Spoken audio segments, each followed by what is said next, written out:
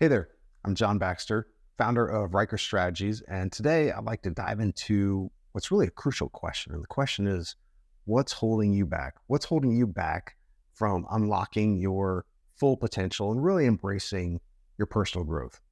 I like to take a minute and explore that together. And more importantly, I like to talk about some practical ways that we can lean into those challenges that we're having of those things that we feel like might be holding us back. All right, so here we go. Here's 5 common obstacles that could be holding you back from reaching your full potential. Number 1, fear of failure.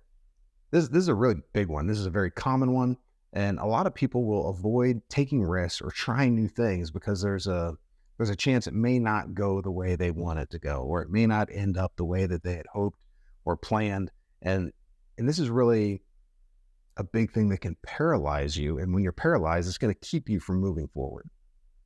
All right. Second one, lack of clarity. Hey, without clear vision or clear goals, it's really easy to feel lost and unmotivated. Clarity is the key. I believe it really is the key for directing your efforts and actually making progress to help you get to where you want to go. Number 3, procrastination. We all know this one. Sometimes we put off tasks or we put off decisions, and that can actually turn into a habit that can hold you back. And I think it's important to note that procrastination oftentimes is going to stem from fear or even feeling overwhelmed. Number 4 item that might be holding you back, negative self-talk. Negative self-talk is a silent killer. The way that we talk to ourselves has a huge impact on our confidence and our self-esteem.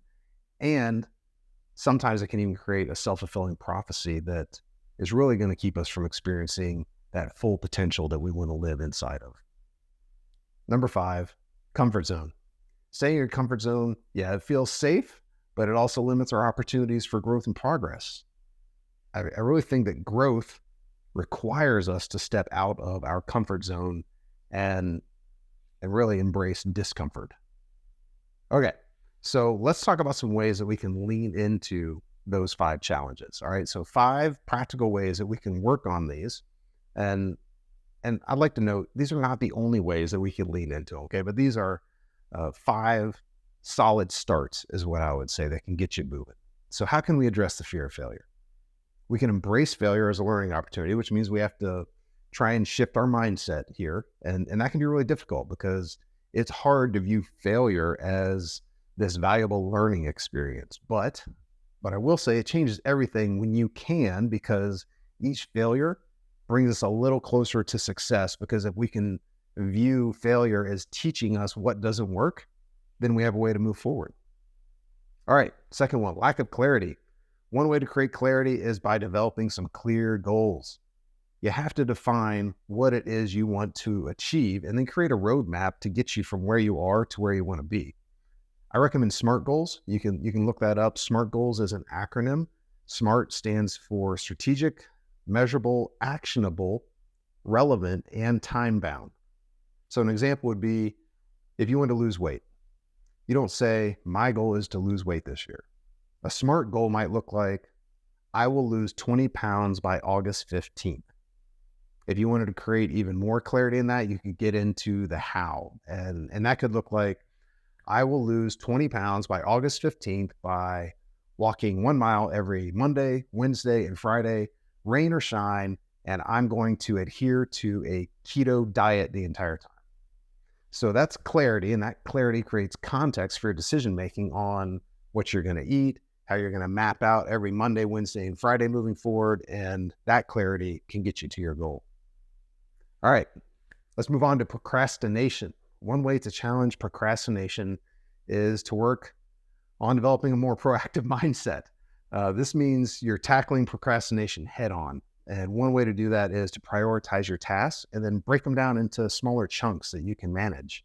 I'd recommend using tools like list keeping, time blocking, or even giving yourself rewards. You can give yourself a reward every time you accomplish something. You can give yourself a reward at the end. Funny story about that is one of my doctors actually put a gold star on my chest at our last appointment because I followed all of her directions between our 2 appointments. And yes, that was cheesy and childish, and it also stuck in my mind. So if you figure out what your gold star is, don't hesitate to reward yourself for winning. That's some positive bringing up what you're trying to accomplish. And the opposite of rewarding ourselves is obviously punishing ourselves. And this happens to a lot of people through their self-talk.